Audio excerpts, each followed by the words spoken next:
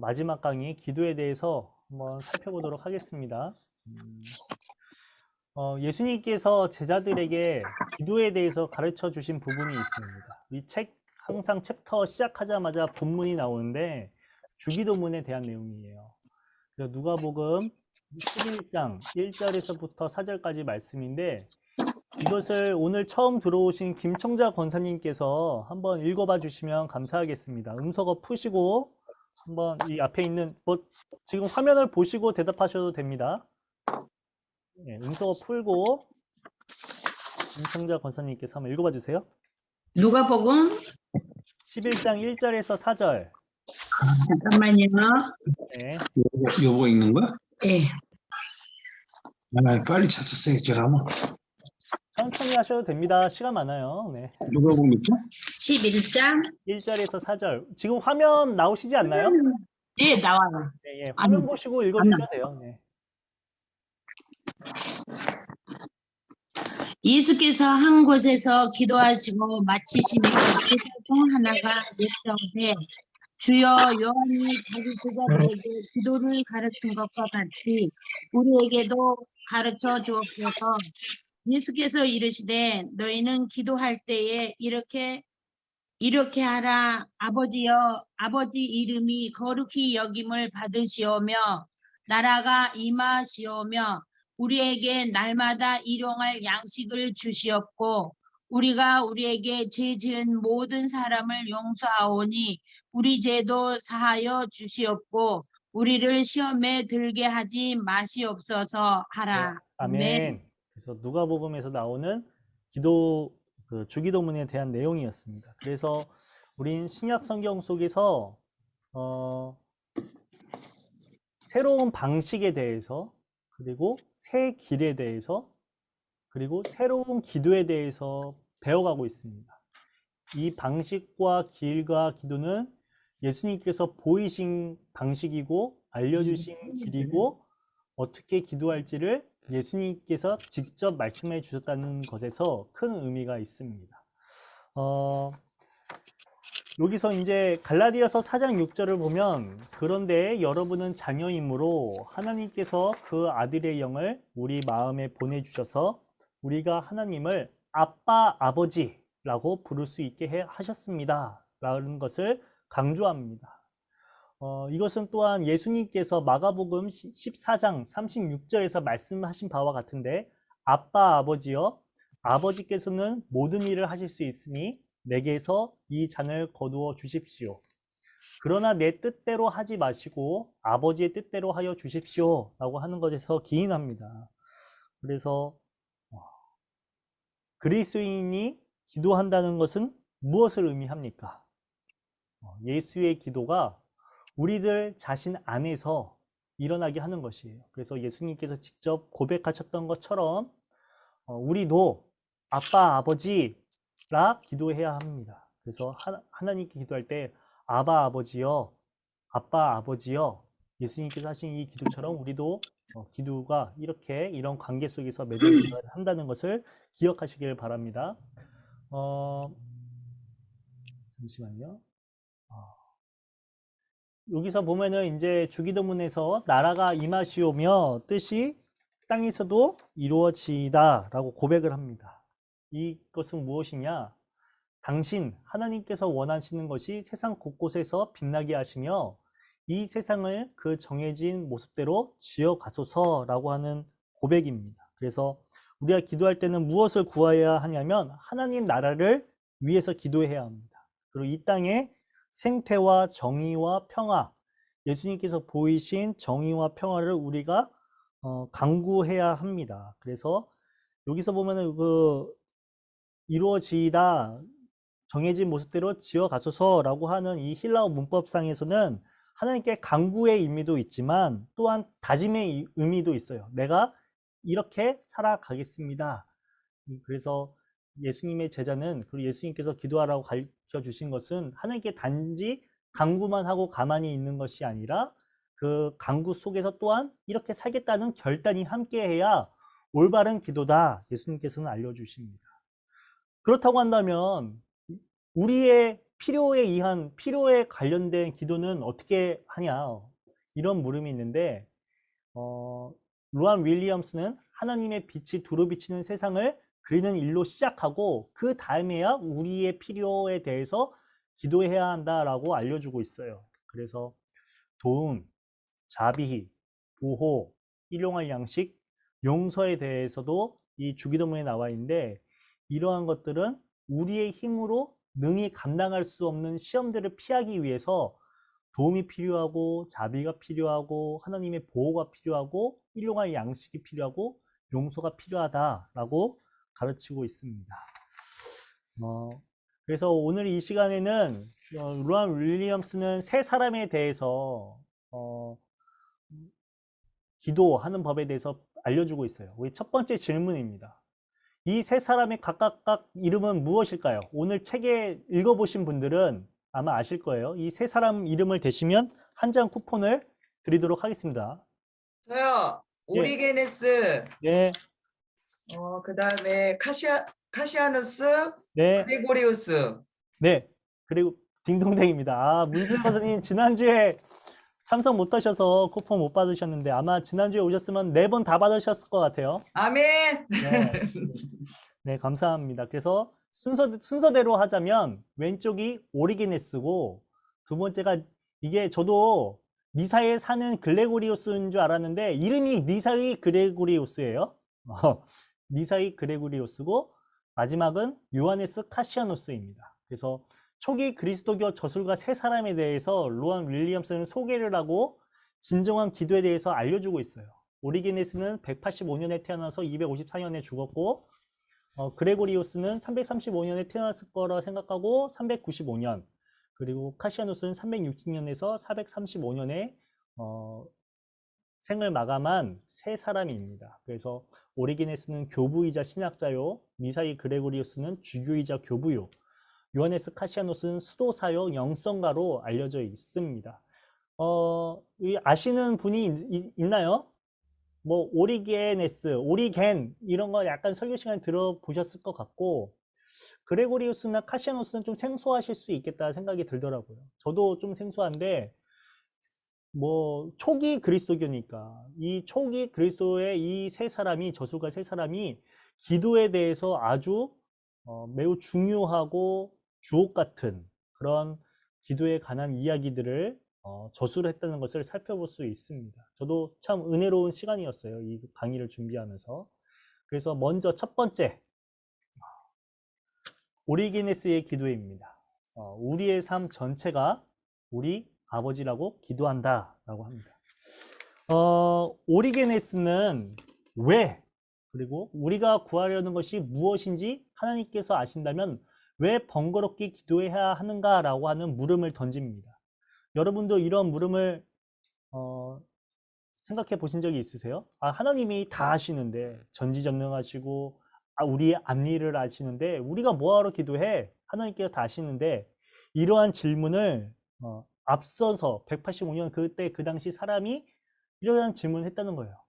그것에 대해서 오리게네스는 어떻게 답하는지 이렇게 이야기합니다. 한번 강성원 집사님께서 이 밑에 내용을 한번 읽어봐 주시겠어요? 하나님께서는 우리가 행하려는 것이 무엇인지 당연히 아시지만 우리가 그리하기로 결심한 것들을 통해 당신의 목적을 이루시기로 작정하셨습니다. 그래서 하나님께서는 어떤 일을 일으키거나 치유와 화해를 이루거나 세상을 좀 더 나은 곳으로 바꾸려고 하실 경우 여러분의 기도가 그 일을 일으키는 일련의 원인에 포함되도록 선택하십니다.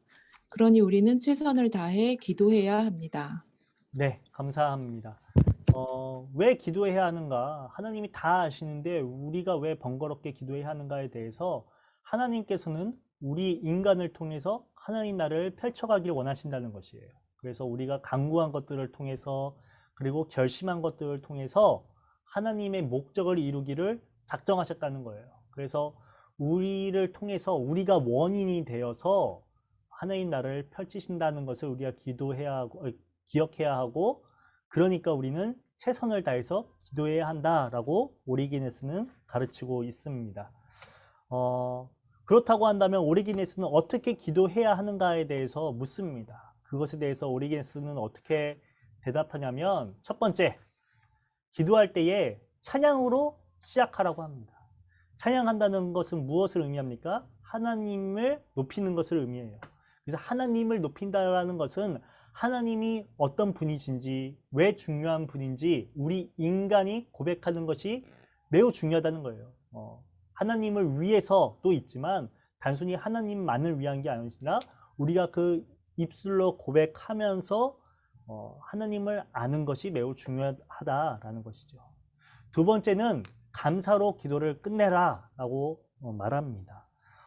여러분은 기도를 하실 때 간구만 늘여놓고 우리의 필요한 것들만 늘여놓고 마무리하십니까? 그래서 그런 기도의 모습이 아니라 이 오리게네스가 알려주는 것처럼 감사로 마무리하기를, 그리고 하나님께 감사를 올려드리기를 기도의 내용 속에 있었으면 좋겠습니다. 그리고 3번 이야기합니다. 하루에 적어도 3번 기도해라. 그래서 여기 보면은 시편 55편 17절에 나오는데, 흔히 하루에 3번 기도하세요 하면 우리들이 흔히 생각하기에는 아침, 점심, 저녁 이렇게 생각할 텐데 왜 이 시편 55편은 저녁, 아침, 한낮으로 기도하라라고 이렇게 써 있을까요? 이것도 한번 왜 이런지 아시는 분 혹시 있으실까요? 이것도 1+1 쿠폰을 한번 드릴까요? 하루 시작이 저녁부터 시작되니까요. 뭐 답안지를 문순애 권사님하고 박국배 권사님은 갖고 계신가요? 아주 쓸어가십니다. 네, 맞아요. 그 당시 이스라엘의 시간관은 해가 지면 하루가 마무리된 거예요. 그래서 저녁은 해가 떨어지는 시간이잖아요. 이때부터 하루가 시작됩니다. 그래서 우리 안식일을 지키는 것도 우리의 시간 개념으로 보면은 토요일인데 언제부터 언제 토요일이 시작되냐, 안식일이 시작되면 금요일 밤부터 시작돼서 토요일 아침, 점심, 그리고 토요일 날 저녁 때까지, 그 저녁 전까지가 안식일이에요. 그런 것처럼 이스라엘 백성들은 시간 개념이 해가 떨어지면 끝이고 그런 것이 해의 기준으로, 해가 떨어지는 시간을 기준으로 시작이 됩니다. 그래서 시편 55편 17절을 박국배 권사님께서 맞추셨으니까 한번 읽어봐 주세요. 음소거 푸시고 밑에 써 있습니다. 여기. 여기다. 저녁에도 아침에도. 잘 안 보이시나요? 저녁에도.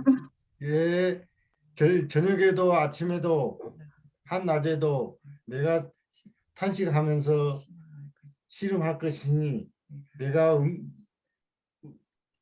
울부짖는 소리를 주님께서 들으실 것이다. 네. 그래서 시편 기자와 같이 우리도 기도할 때에 찬양으로 시작하고 감사로 마무리하고 하루에 3번 저녁, 아침, 한낮에 간구하는 기도를 드렸으면 좋겠어요. 이것을 기억했으면 좋겠어요. 그리고 또 이제 주기도문에 대해서 오리게네스는 해석을 하는데 한 가지를 강조합니다. 바로 하나님과 인간의 관계에 대해서 강조를 하는데 바로 우리가 받은 양자의 영에 대해서 강조합니다. 우리 아까 고백과 같이 아빠, 아버지라고 하는 고백이 매우 중요하다는 거예요. 그 이전 구약에서는 아버지와 아들의 관계, 아버지와 딸의 관계로 그런 하나님과 인간의 관계가 맺어진 것이 아니었는데 예수님께서 이 땅에 오셔서 간구함을 통해서 예수님이 기도하셨던 것처럼 하나님을 바라보며 아빠, 아버지라고 고백했던 것처럼 우리 역시도 아버지와 아들의 관계로, 아버지와 딸의 관계로 기도해야 한다는 거예요. 그리고 두 번째로 하나님은 우리의 친구 되시기로 작정하셨다라는 것이에요. 예수님의 가르침에도 나와 있는데 그래서 친구와 나는 너희의 친구다라고 하셨다는 거죠. 친구는 헬라어로 필로스라를 의미하는데 우리를 사랑하는 분, 감싸 안으시고 가까이 계신 분을 의미합니다. 그래서 우리의 아버지가 되시는, 아빠 아버지가 되시는, 그리고 우리의 친구가 되시는 하나님을 바라보며 기도해야 한다. 이것이 주기도문에 나와 있다는 것입니다. 그래서 그리스도인의 기도 중심에는 하나님은 아주 멀리 계시는 분이구나 라는 그것이 극복이 됩니다. 때로는 우리의 눈에 보이지 않고 들리지 않을지라도 우리가 주기도문의 가르침처럼 하나님과 우리 인간, 나와 하나님의 관계는 멀리 계시는 것이 아니라 아버지요 친구의 관계로 매우 가깝게 있다는 것을 기억하고 하루에 3번 감사를 통해 찬양을 통해 기도하셨으면 좋겠습니다. 그리고 오리게네스는 다시 한번 묻습니다. 어디에서 기도해야 하는가? 여러분은 어디에서 기도하시나요? 그것에 대해서 오리게네스는 설명하는데, 첫 번째, 어디서든지 기도할 수 있다라고 가르칩니다. 특별한 장소, 뭐 반드시 신내교회 대예배실 앞자리 3번째 칸이 아니라 여러분이 계시는 그 자리에서 어디서든지 기도할 수 있다는 거예요. 어디는 매우 거룩하고 기도가 잘 터지는 자리가 있고, 여기는 기도가 안 터지는 자리가 있고, 그렇지 않다는 것을 말하고 있습니다. 근데 다만 무엇에 대해서 이야기하냐면 홀로 있을 곳을 찾아 몸의 평정을 유지하는 것이 중요하다라고 말하고 있어요. 그래서 내가 어디 있더라도 홀로 있을 곳을 찾아서, 그리고 우리의 평정을 유지한 상태에서 그 고요함 속에서 간구하는 것이 매우 중요하다고 가르치고 있고, 이 평안, 이것은 또한 개인적이고 내면적인 것만을 의미하지는 않습니다. 매우 중요한 개념인데, 3번째, 깊은 차원의 평안이란 바로 다른 사람들과의 평화를 이루는 것이 매우 중요하다는 거예요. 교회 밖에서 장로님이든 권사님이든 집사님이든 분쟁하기를 좋아하고 시기하기를 좋아하고 싸움하기를 좋아하는데 교회 와서는 거룩하게 기도하고 이러면 덕이 안 되잖아요. 바깥에서는 싸움쟁인데 안에서는 거룩한 성도라면 그것은 중요한 것이 아닙니다. 그것은 하나님께서 원하시는 참된 그리스도인의 모습이 아닙니다. 그래서 이 몸의 평정을 유지하는 것, 평안을 유지하는 것은 진정한 의미에서 깊은 차원에서 다른 사람들과의 평화를 이루는 것이 중요하다라고 말하면서 마태복음 5장 24절의 이야기를 말하고 있습니다. 너는 그 재물을 제단 앞에 놓아두고 먼저 가서 내 형제나 자매와 화해하여라. 그런 다음에 돌아와서 재물을 드려라 라고 가르치고 있어요. 그래서 오늘 이 시간 줌 모임 들어오시기 전에 혹여나 다른 사람들과 평화를 이루지 못하고 분쟁하거나 다투셨다면 먼저 화해가 필요하다. 예배 전에, 기도 전에 진정한 고요, 진정한 내면적인 평안은 우리 관계적인 평안에서 비롯된다는 것을 오리게네스는 설명하고 있다는 거예요. 우리가 그것을 기억하고 평화를 일구는 그리스도인이 되었으면 좋겠습니다. 그리고 이제 오리게네스는 민수기 설교를 통해서 출애굽 사건에 대해서 강조를 하면서 이것을 통한 기도의 개념을 새로 세워야 된다라고 가르칩니다. 그래서 이렇게 이야기하죠. 광야로 가서 그 광야 속에서는 투쟁의 시기를 지나게 되는데, 이 광야라고 하는 땅은 미지의 영역이요, 불확실한 미래입니다. 근데 바로 그 속에서 우리는 무엇을 알아야 하냐면 선악을 분별하는 안목을 길러야 한다는 거예요. 광야 생활 40년 동안 우리가 단순히 메마르고 아무것도 없는 곳에서 허영구영 40년을 보내는 것이 아니라 그 미지의 알 수 없음, 미래가 보이지 않는 그 속에서도 우리는 무엇을 바라보아야 하냐면 선악을 분별하는 안목을 길러야 한다고 가르치면서, 그리고 이것을 넘어서게 되면 오리게네스가 매우 중요하게 여기는 이 단어, 맨 정신의 도취 상태, 즉 내적 자유의 단계에 도달하게 된다라고 가르치고 있습니다. 그래서 매우 중요하고 황홀경, 하나님과 임재를 경험하는 그 단어인데, 이 단어는 이기적이고 불안하고 방어적 습성에 있는 이스라엘 백성의 모습, 내 모습에서 벗어나서 정신 밖에 광야에 있더라도 평안을 경험하게 되고, 광야에 있더라도 미래에 대해서 희망을 갖고 확신을 하게 되는 그 상태에 이르게 된다라고 합니다. 그래서 우리가 가는 곳이 어딘지 전혀 알 수 없지만 전혀 다른 세상에 속한다는 것을 알 만큼 신나고 흥분된 일이다 라고 말하고 있으면서, 사막, 광야를 지나는 여행은 여러 해가 걸리지만 여행 끝에는 자유가 있다라고 가르칩니다. 우리 인생도 어찌 보면 광야와 같죠. 우리의 인생이 항상 가나안 땅 같고 푸른 초장에서 뛰놀면 좋겠지만 거의 가나안 땅에 있기보다는 어떻게 보면 광야 속에 우리는 살아가고 있지 않나라는 생각이 듭니다. 불안하고 떨리고 미래를 알 수 없고 막막하고 그런 상황 속에서 우리는 이 안에서 넘어지고 쓰러져 있는 상태로 있는 것이 아니라 여러 해가 걸릴지라도 이러한 기도를 통해서 참된 자유를 얻었으면 좋겠다라는 생각을 하게 되고 매우 중요한 것이 무엇이냐? 기도다라고 오리기네스는 설명합니다. 이것이 오리기네스가 설명하고 있는 기도의 개념이에요. 그래서 우리가 기억하고 첫 번째 이 사람의 기도에 대해서 깨닫고 좀 적용을 해나갔으면 좋겠다라는 생각을 하게 됩니다. 우리 두 번째 어떤 사람인가요? 바로 니사이 그레고리오스입니다. 이 니사이 그레고리오스는 기도는 관계를 치유한다라고 말하고 있어요. 관계, 어떤 관계를 치유하는지 한번 살펴보도록 하겠습니다. 첫 번째로 그레고리오스는 기도를 통해서 하나님의 권세를 받게 된다고 말하고 있습니다. 그래서 기도는 우리를 천국으로 인도하고 그리스도 안에서 하나님을 직접 뵈게 해주며 하나님의 영광에 참여해 천사들과 동등하게, 아니 더 뛰어나게 해준다라고 하고 있습니다. 우리가 하나님의 권세를 받으려면 어떻게 해야 할까요? 기도해야 합니다. 그래서 하나님을 만나고 경험하고 대화하고 바라보고 또 하나님께서 펼치신 하나님의 영광에 참석하고 천사들과 동등하게 뛰어나게 우리를 부르셨다는 것을 기억하고 기도의 자리로 나아갔으면 좋겠습니다. 하나님의 권세는 기적을 행할 수 있게 해준다라고 또한 가르쳐주고 있습니다. 그래서 여러분은 인생을 살아가면서 많은 기적을 경험하고 바라보고 싶으시죠? 그렇기 위해서는 기도해야 합니다. 근데 여기서 말하고 있는 이 기적은 단순히 불가사의한 일들이 펼쳐지는 것이 기적을 의미하진 않아요. 그거보다 더 높은 차원에서 이야기하는데 진정한 의미의 기적이란 여러분의 이웃을 용서하고 재산을 가난한 사람에게 나누어 주는 것 같은 기적이라는 거예요. 여러분의 수중에 물질이 막 들어오는 게 기적이 아니라 여러분의 이 수중에 있는 물질이 진정한 기쁜 의미에서 막 빠져나가는 것이 기적이라고 하는 것이에요. 그래서 이웃을 위해서, 가난한 사람들을 위해서 이러한 기적이 일어났으면 좋겠다. 첫 번째 기적이 더 쉬울까요? 두 번째 기적이 더 쉬울까요?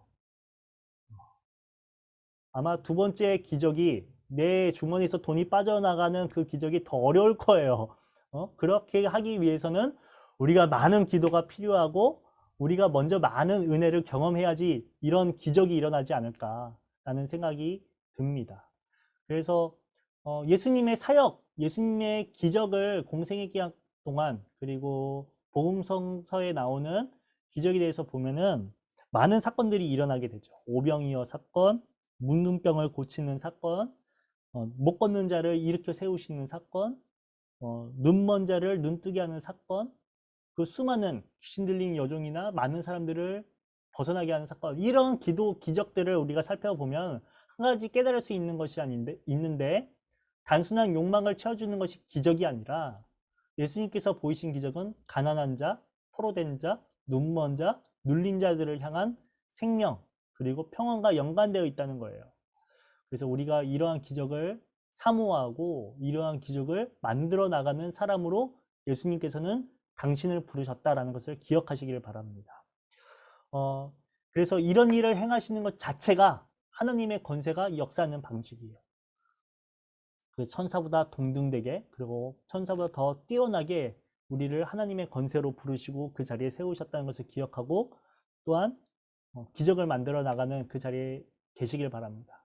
그 지난번에 변화산 사건 이후 변화산 사건에 대한 그림도 보고 했었는데 그 변화산에 올라갔다 내려온 이후 그 밑에 귀신 들린 아이가 있었고 제 아들이 그 아이를 낳게 하지 못하고 있었어요. 그러자 예수님이 마지막으로 하신 말씀이 있는데 기도 외에는 이런 이유가 나갈 수 없느니라 라고 이야기하셨습니다. 그래서 그러한 우리의 힘과 우리의 노력과 우리의 능력으로 하나님의 권세를 기적을 만들어가는 것이 아니라 기도를 통해서 우리가 간구할 때에 하나님께서 그 기적을 보이신다는 것을 기억하고 기도해야겠구나 깨달으시길 바랍니다.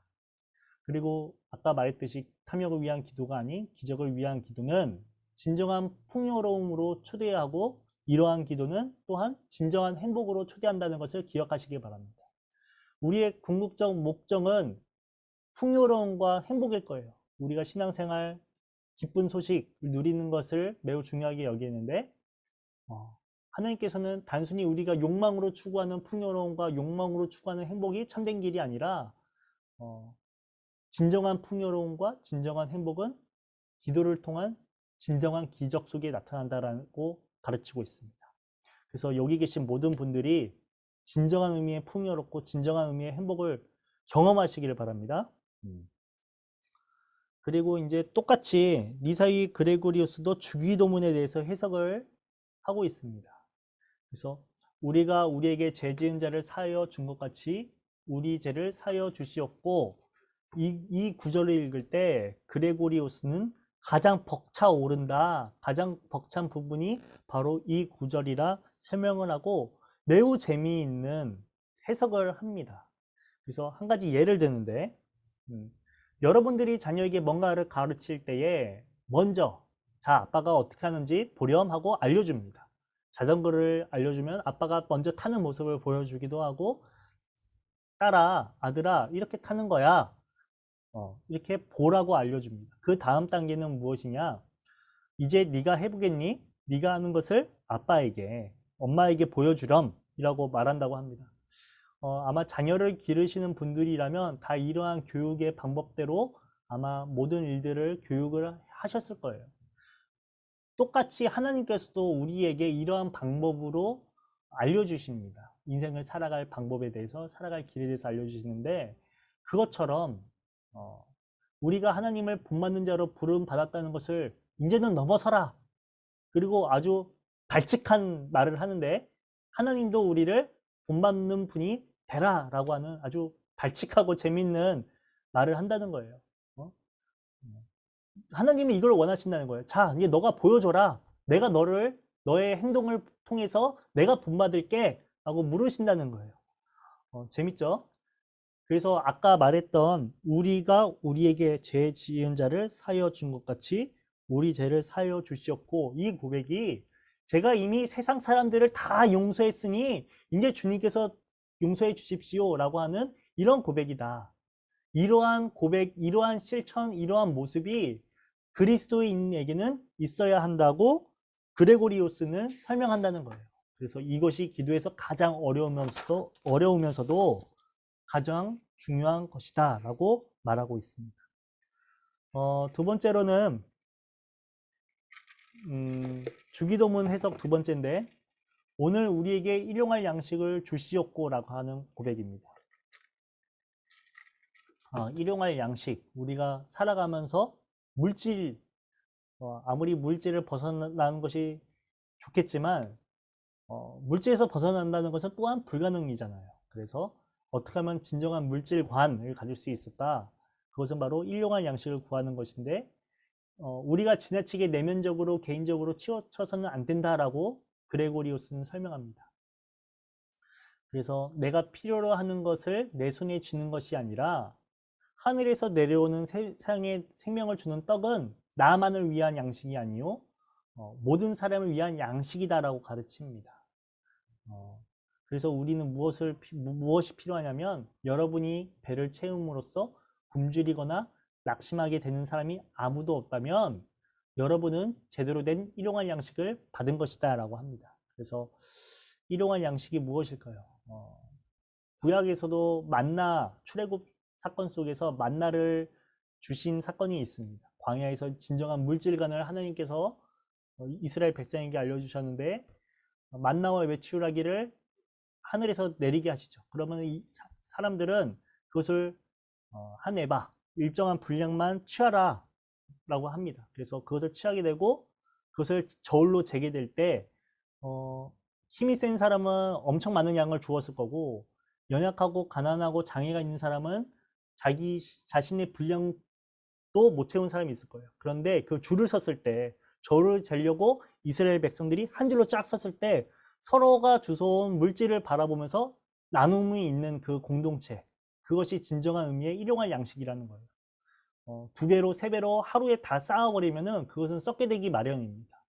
이 구약에서도 일용할 양식에 대해서 가르치고 예수님께서도 주기도문을 통해서 일용할 양식에 대해서 강조하는데 이 단순히 나만을 위한 일용할 양식이 아니라 그 받은 것들을 나누면서 분배하고 사랑을 이루려 나갈 때에 그것이 진정한 의미의 일용할 양식을 받는 것이고 이루는 것이다 라고 가르친다는 것이죠.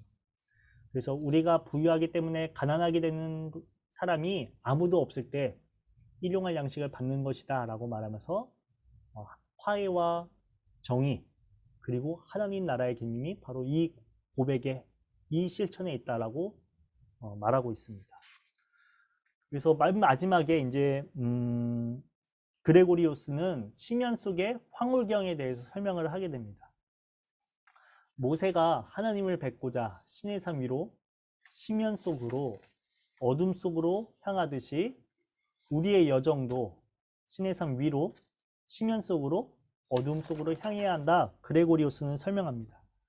그래서 이러한 어둠의 신면에 이르러서야 비로소 우리는 하나님이 어떤 분인지 이해하는 것이 완전히 불가능하다는 깨달음을 얻게 된다라고 말하는데 우리가 기도를 통해서 어떤 것을 손에 쥐는 것이 진정한 의미의 깨달음이 아니라는 거예요.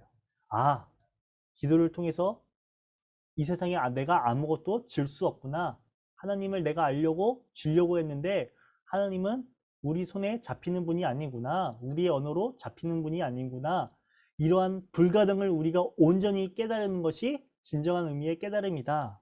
어떻게 보면 이 책에서도 선불교에 대해서 아주 한 줄로 이야기하는데 이 로안 윌리엄스는 캔터베리 대주교, 영국에 있는 사람인데 선불교의 개념과 마치 이 예수님의 이전에 이러한 가르침이 비슷한 점이 있다라고 이야기를 언급을 하면서 우리는 어떠한 진정한 의미의 깨달음을 얻어야 하는가?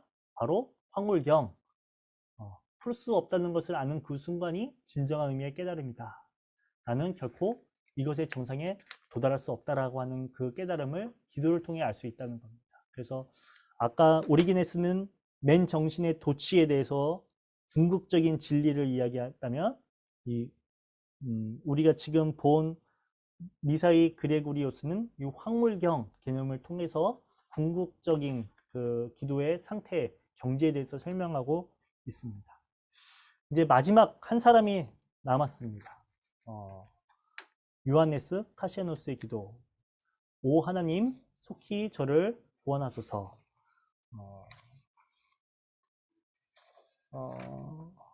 카시아노스는 대화의 형태로 자신의 생각을 정리하고 전달했습니다. 그래서 책 이름이 담화집입니다. 그래서 마치 그 대화하듯이 A와 B가 대화하듯이 대화글의 형태로 기도에 대해서 전했어요. 그래서 우리 한번 이것을 김우숙 지사님께서 한번 밑에 있는 것을 한번 읽어봐 주시겠어요? 네.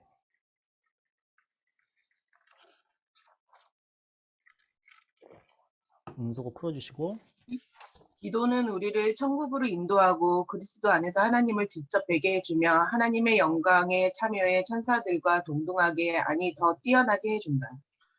그 새 인물들 아까 우리가 봤던 그 새 인물들을 보면 비슷한 점이 매우 많구나 기도에서 알려주면서 아까는 하나님의 권세에 대해서 말하면서 천사들과 동등되게 아니 더 뛰어나게 해준다라고 했는데 비슷한 내용을 또한 말하고 있습니다. 그래서 우리가 기도로 하나님께 나아가야 되겠구나 라는 것을 깨닫게 해주죠.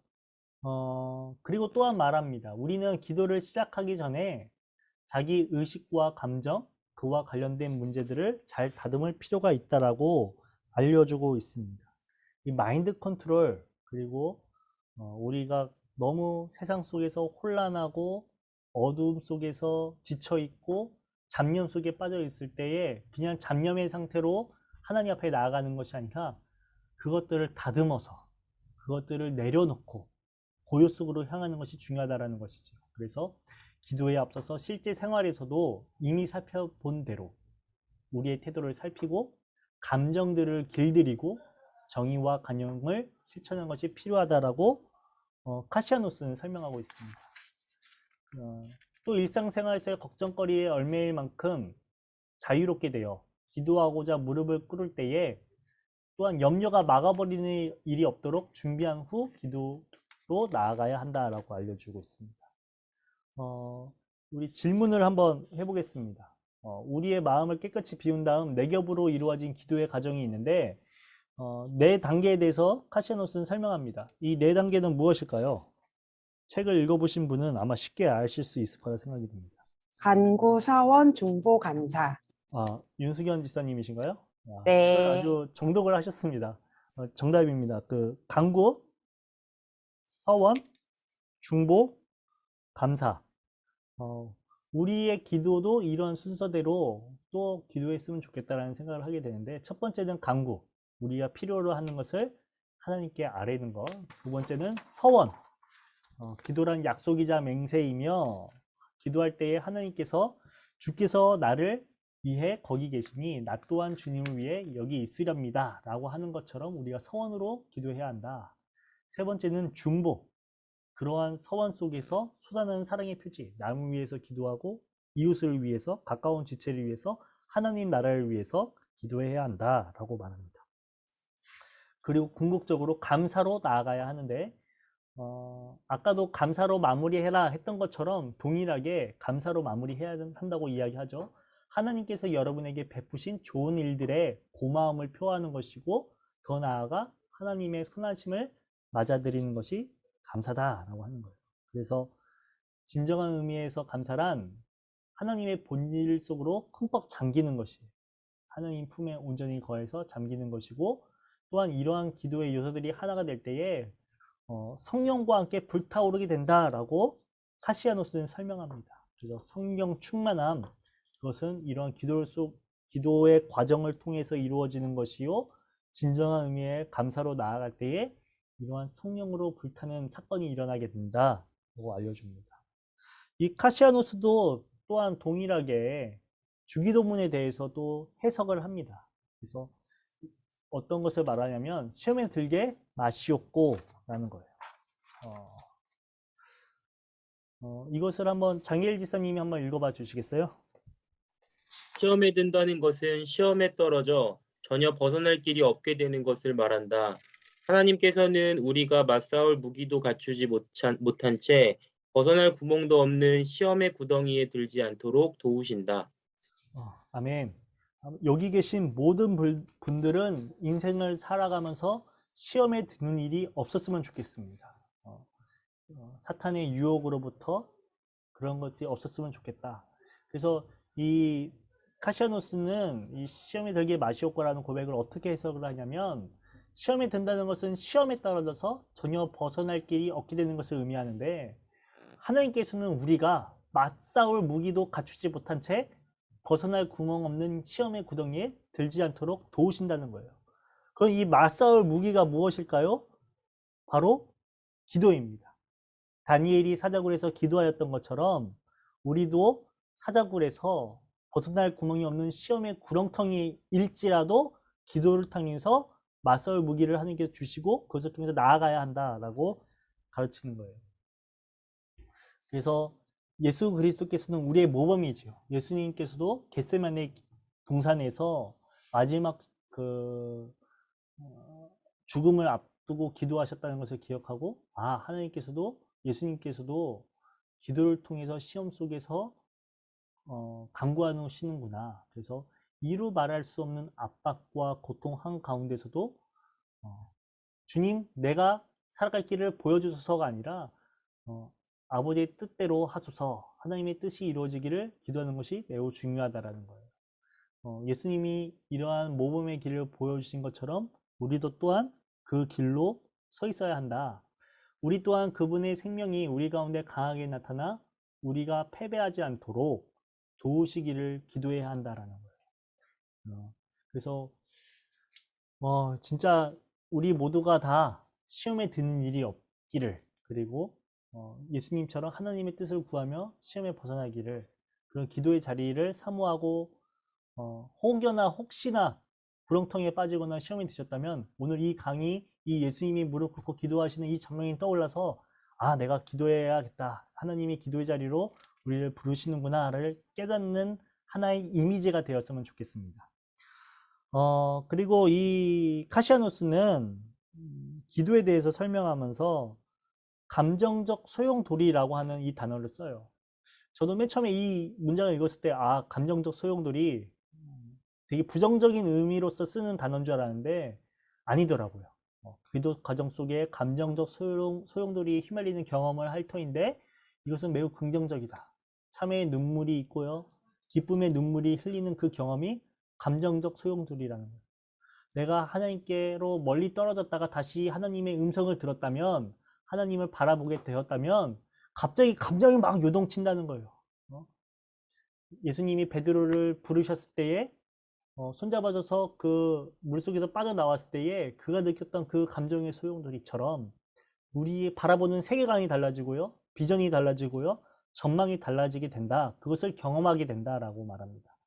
그래서 기도는 점차 우리가 행하는 일이 아니라 하나님께서 우리 안에서 행하시도록 맡기는 일로 변해간다라고 하면서, 이때 우리의 감정이 오히려 불안하고 요동하고 당황하고 낙심할지라도 그것이 부정적인 시그널이 아니라 하나님께서 우리 안에 더 깊숙이 자리 잡기 시작한다는 확률이 크다라고 카시아누스는 설명한다는 거예요.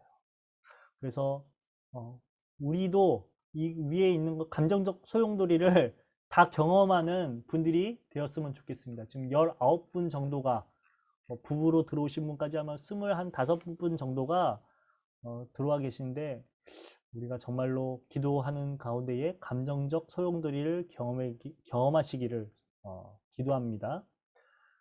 그 카시아누스는 계속해서 기도의 방법에 대해서 설명을 합니다.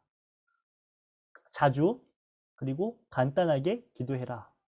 길게 할수록 산만해지고 다른 것들을 생각에 빼앗기게 된다고 말하면서 짧게 해라, 간단하게 해라 라고 말합니다. 그래서 가끔 가다가 제멋대로 말을 쏟아놓는 것이 기도가 아니다. 너무 길게 하려고 그 자리에 지키려고 하면 잡념도 떠오르고 제 멋대로 말을 쏟아놓게 되는데 그것이 기도가 아니라고 가르치면서 자주, 이 자주라는 것은 무엇이냐? 꾸준히 해서 몸에 배도록 해라 라고 말합니다. 그래서 길게 한다는 것은 외식하는 거고 만족감을 채우기 위해 하는 것인데 그러지 말라 라고 하는 거예요. 여기 계신 분들은 자주 기도하시는 분들이 되시기를 바랍니다. 그리고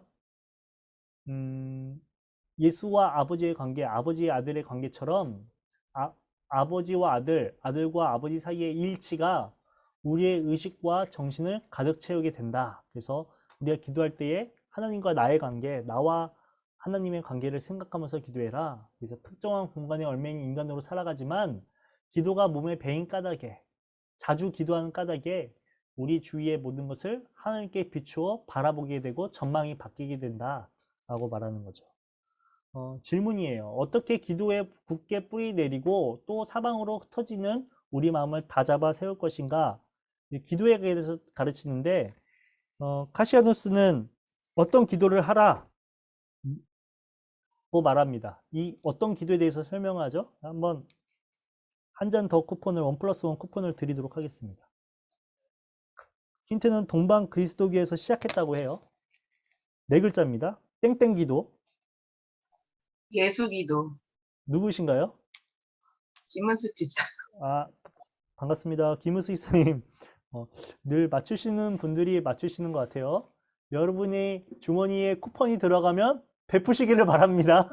그런 기적이 특히 많이 받으신 2, 3개씩, 4개씩 받으신 분도 있는데 못 받으신 분들에게 기적을 베푸시기를 바랍니다. 왜 제가 맞출 때 이런 말씀을 하시나요? 왜냐하면 지사님 이거는 1+1 쿠폰이기 때문이에요. 1+1 쿠폰을 갖고 나 혼자 드시는 것이 아니라 같이 손잡고 싸웠던 네. 지체와 함께 가서 네. 화해를 이루시기를 바랍니다. 네, 그래서 무슨 기도냐? 예수 기도예요. 카시아누스는 동방 전통도 경험하고 서방 그리스도교 전통도 경험한 사람이에요. 그래서 이집트에서도 있고 유럽에도 있고 했던 사람인데 이 동방 그리스도교에서 배웠던 이 예수 기도를 서방 사회에 알렸던 수도사가 바로 카시아누스입니다. 그럼 예수 기도란 무엇이냐? 바로 주 예수 그리스도 하나님의 아들이시여 이 죄인에게 자비를 베푸소서를 계속 반복한다는 거예요.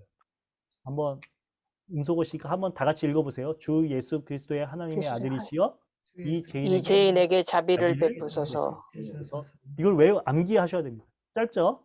주 예수 근데 그리스도 하나님의 아들이시여 이 음. 죄인에게 자비를 베푸소서. 이게 길었나 봐요. 그 당시 사람들은 이 문장을 못 외웠나 봐요. 그래서 카시아누스는 이 예수의 기도 동방 그리스도교에서 시작된 이 문구를 더 줄여줘요. 우리를 위해서 암송이 약한 우리를 위해서 한 문장으로 오 하나님 속히 저를 구원하소서. 짧죠? 다시 한번 읽어보세요. 오 하나님 오 하나님 속히 저를 구원하소서. 오 하나님 속히 저를 구원하소서. 저의 그 할머니께서도 외할머니께서도 항상 기도하셨어요. 우리 집에 이렇게 오시면은 소파에 앉으면 오 하나님 아버지 감사합니다. 그리고 택시를 타도 오 하나님 감사합니다. 뭐 차를 타도 어디를 가도 항상 자리에 앉으시면 오 하나님 감사합니다. 이 얘기를 하시거든요.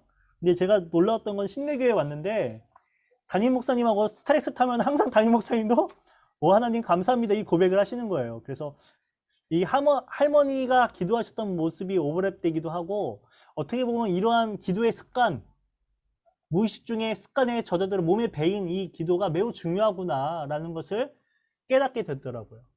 여러분은 이러한 거룩한 습관이 있으십니까?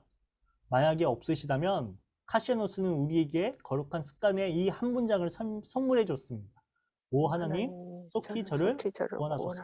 그래서 여러분들도 자기 전에 오 하나님 속히 저를 구원하소서. 커피 한 잔 마시기 전에도 오 하나님 속히 저를 구원하소서. 이 기도를 최소 3번 아니 매 삶 속에 하시기를 바랍니다. 오늘 강의 다 까먹으셔도 상관없어요. 오 하나님 속히 저를 구원하소서. 이 한 문장만 갖고 가시면 아주 매우 유익한 시간이었지 않았을까라는 생각을 하게 됩니다. 그래서 다시 한번 읽어보세요.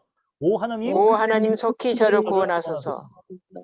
이것을 매우 강조합니다. 그러면서 카시아누스는 설명하는데 내 말 좀 믿어라. 여러분도 그렇게 기도할 필요가 있을 것이다 라고 강조를 했다고 해요.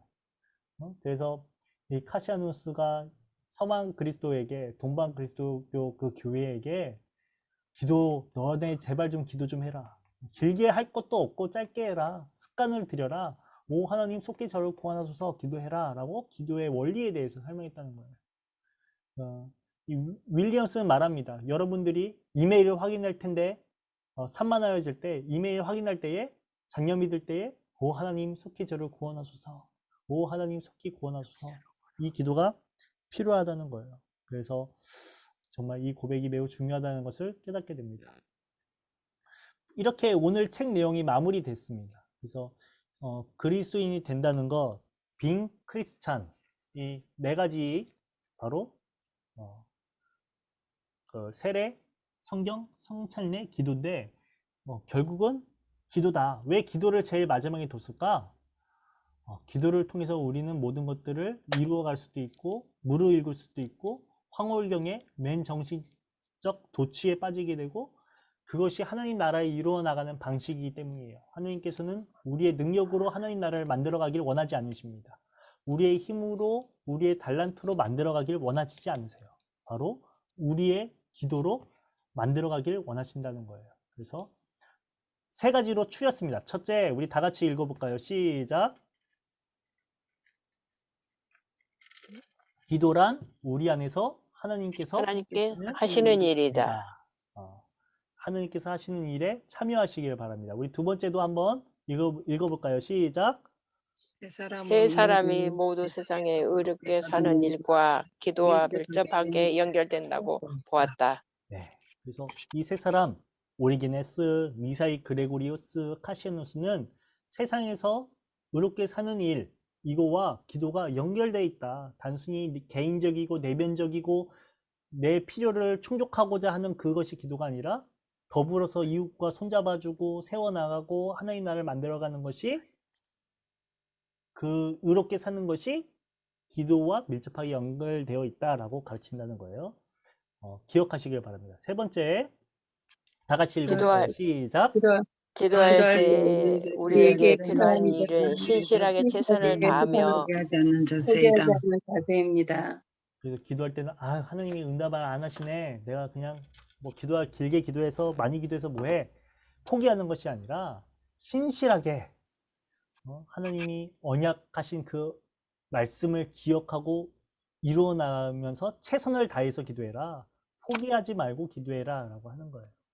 그래서 우리가 이 세 가지 기억하고 나아갔으면 좋겠습니다. 그래서 이 세례, 성경, 성찬례, 기도에 대해서 이렇게 살펴보았습니다. 그래서 윌리엄스는 네 가지 기둥이다. 그리스도인을 이루는 네 가지 기둥이다 라고 설명했는데 오늘 이 시간 네 번째 기둥을 우리의 굳건한 반석 위에 세우셨습니다. 그래서 어떠한 시험이 올지라도 흔들리지 않고 어떤 환란이 올지라도 흔들리지 않고 이 네 기둥을 붙잡고 성화를 이루어 나아가는 하나님 나라를 이루어 나가는 그리스도인 되기를 원해요. 그래서 윌리엄스는 계속 이 모든 내과를 통해서 강조하고 있는 두 단어가 있는데 첫 번째는 공동체예요. 교회 공동체. 두 번째는 심연 속으로, 어둠 속으로라고 하는 단어예요.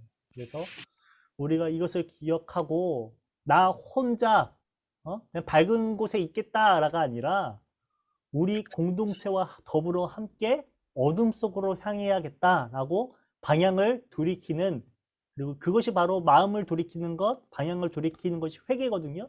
그래서 마음을 돌이켜서 더불어 함께 심연 속으로 향하는 그리스도인이 되시기를 기도하고, 매우 어렵죠. 힘들죠. 근데 함께 한다면 그 어둠도 두렵지 않습니다. 그리고 그 어둠이 진정한 의미의 빛이 될 것입니다.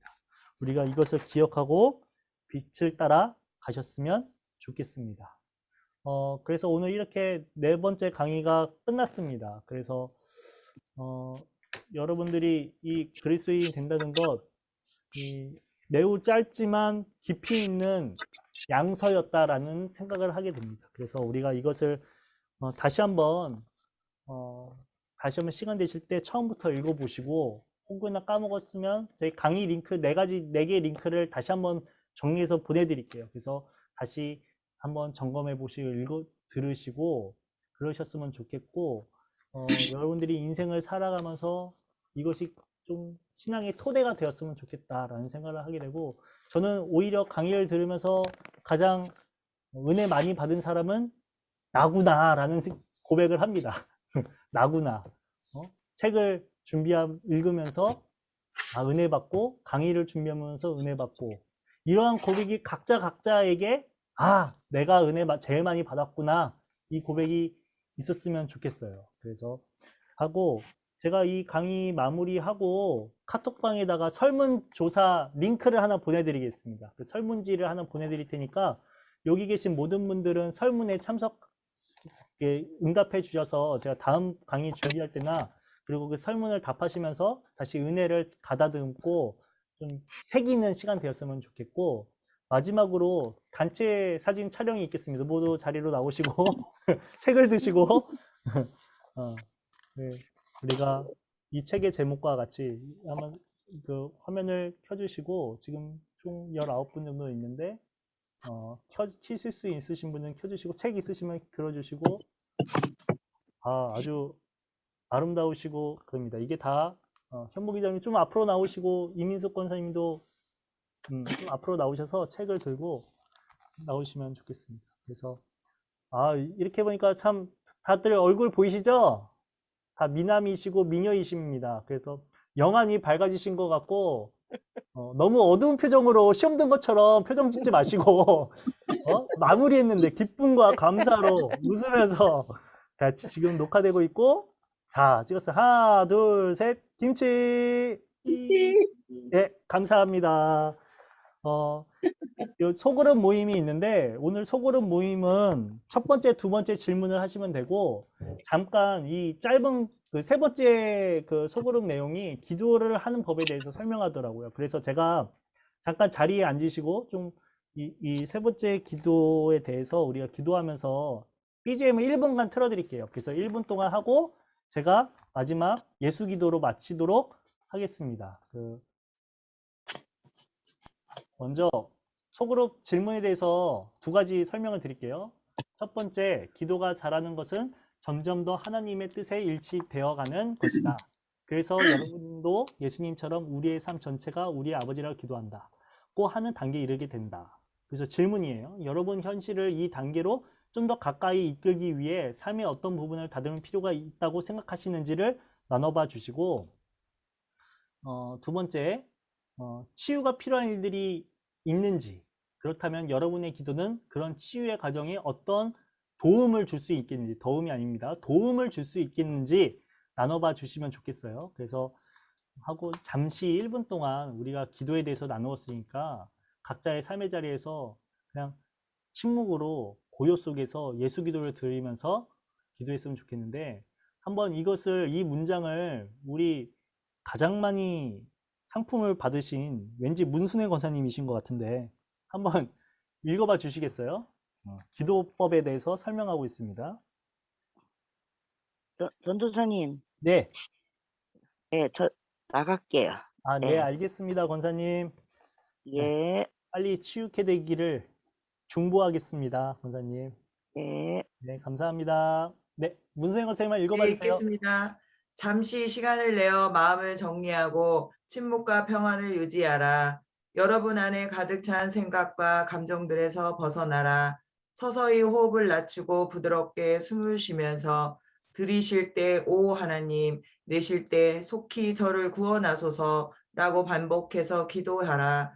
아니면 조용히 숨을 쉬면서 내쉴 때 속으로 주 예수 그리스도 하나님의 아들이시여 이 죄인에게 자비를 베푸소서라고 기도하라. 여러분의 호흡과 심장 박동의 흐름이 부드러워질 때까지 그렇게 기도한 후 여러분이 드릴 나머지 기도를 계속하라. 네, 그래서 이 기도를 기억하시고 숨을 들이쉬면서 오 하나님, 내쉴 때 속히 저를 구원하소서 그래서 기도하시고, 그리고 숨을 내쉬면서 내쉴 때 속으로 주 예수 그리스도의 하나님의 아들이시여 이 죄인에게 자비를 베푸소서 이 기도를 들이쉬면서 1분 동안 음소거 해드릴게요. 깊은 고요 속에 기도하시라고. 그래서 BGM 들리시나요? BGM 들리시죠? 그래서 기도로 네, 들려요. 네, 제가 기억하고 1분 동안 기도하고 제가 마무리 기도하고 마치도록 하겠습니다.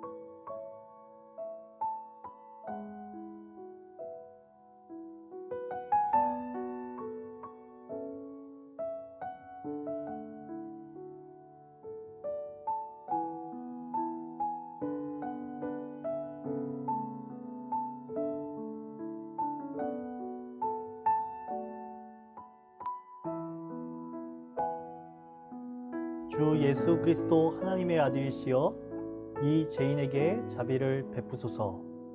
아멘. 지금부터 이제 소그룹을 진행하겠습니다. 당 2개를 팔게요. 그래서 오늘은 가장 어리시고 젊으신 분이 인도해 주시면 감사하겠습니다. 제가 랜덤으로 방을 파도록 하겠습니다. 그래서 소회실 2개를 파고 랜덤으로 들어가시고, 제가 좀 인원이 이렇게 차이가 많이 나면 좀 이렇게 재배치할게요. 은혜로운 시간 되시기를 바랍니다.